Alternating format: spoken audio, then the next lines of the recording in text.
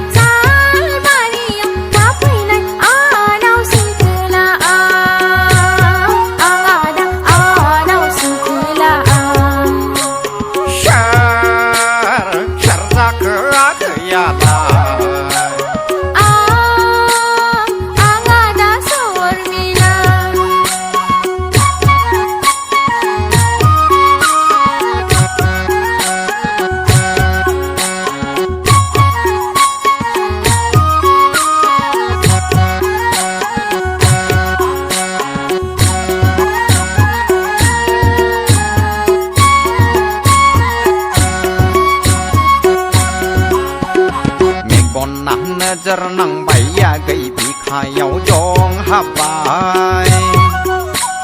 kasang nang ko bi baya gay garba amon jabay me kon na jar nang baya gay bi khayaw jong habay kasang nang ko bi baya gay garba amon jabay nay lang tar na say bay